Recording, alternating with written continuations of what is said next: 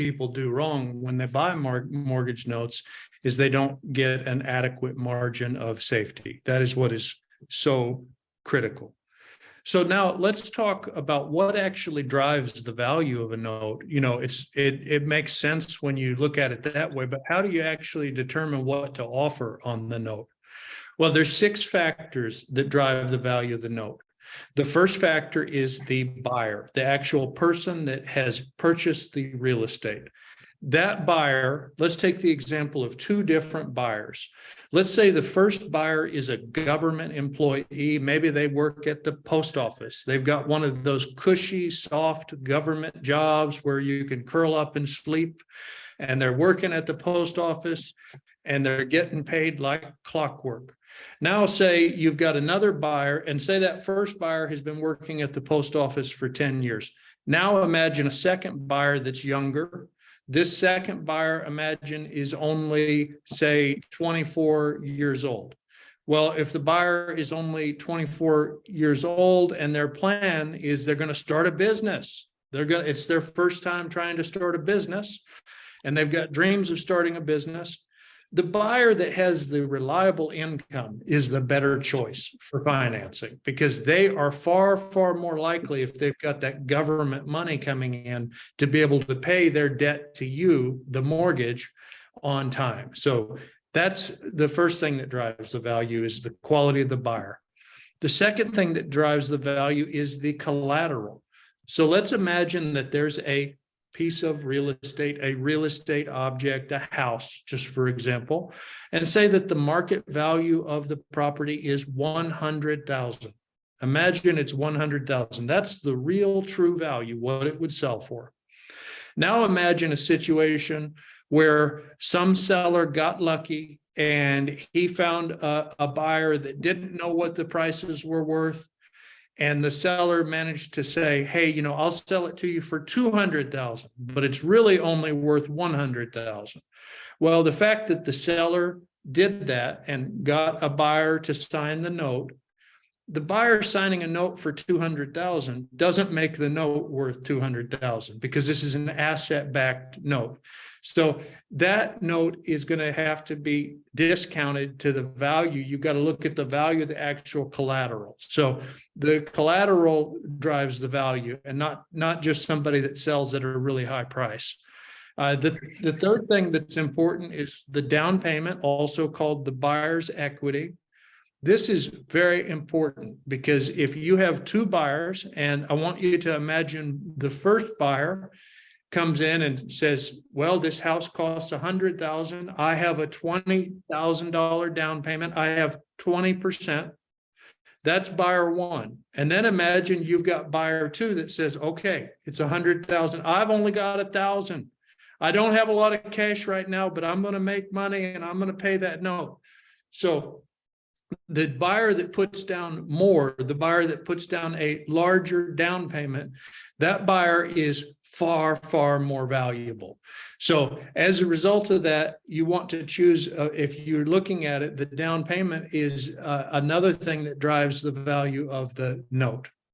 Another thing that drives the value, the fourth factor that drives the value, is the interest rate. So if you have 2 different mortgage notes, and the first mortgage note has an interest rate of 10%, and the second mortgage note only has an interest rate of 5%, well, you're going to want that higher interest rate. You want the interest rate that is higher. That is better for you. So then, of course, the fifth thing that drives the value is the history. And what I mean by that is there a good record of payments? So if you're talking to the seller and the seller says, yeah, that buyer always pays on time, he never pays late. And then you say, well, do you have any record of payments? And then the seller's all, no, he pays me in cash. He just comes by and pays me in cash. But I've got an Excel spreadsheet that I wrote down when he paid me. But there's no independent third party verifying that spreadsheet. You've got to treat that with some suspicion. I'm not saying every seller would do that, but some sellers might be tempted to make it sound like their buyer's a little stronger. Maybe they're saying that he pays on the first like clockwork, but sometimes he forgot to mention he may pay 30 days, 60 days late, even 90 days late. So these things are important. And then the other factor that is important is the paperwork. The actual paperwork is so important. Was it closed properly with lawyers? Were there lawyers that were involved in drafting the paperwork? Or was it something where the buyer and the seller just sat across a kitchen table, two guys at a kitchen table, and they agreed? And one of them was like, I'll buy your real estate object. And the other was, that sounds fine. And they worked out a deal and they wrote it up with a pen and paper.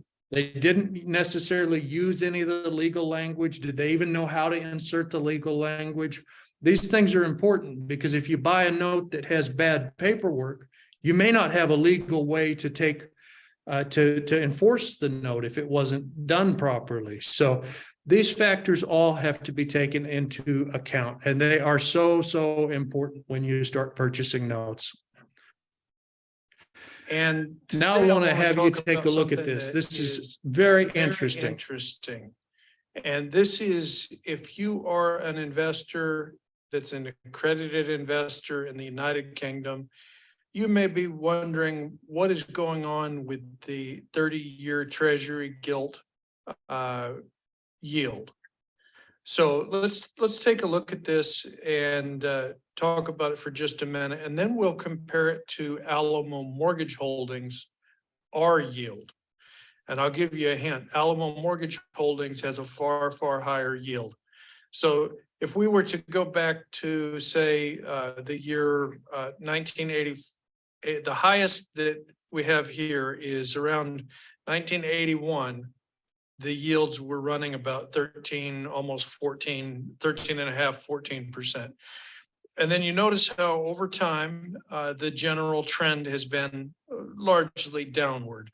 I mean, we look here and we see that the yield as of, for example, 2016, if we look at 2016, the yield's like 1.4%. And then if we go all the way down to May of 2020, the yield fell all the way down to 0.57%. Now it's starting to slowly go back up. And as of this video, December 2022, the yield was at 3.678%. So let's just kind of compare that.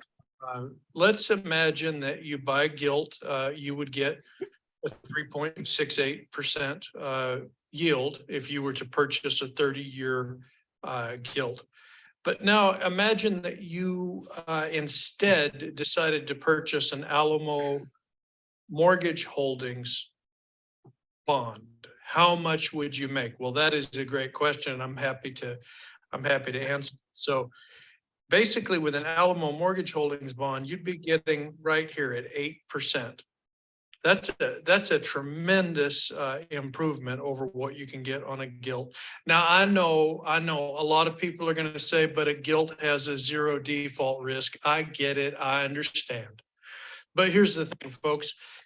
You're getting such a low return on a gilt that you may want to consider if that actually makes sense to you in terms of what you're dealing with there. Because if you were to instead purchase an Alamo Mortgage Holdings corporate income bond, which is the bond of a UK company, you'd be earning right at 8% yield.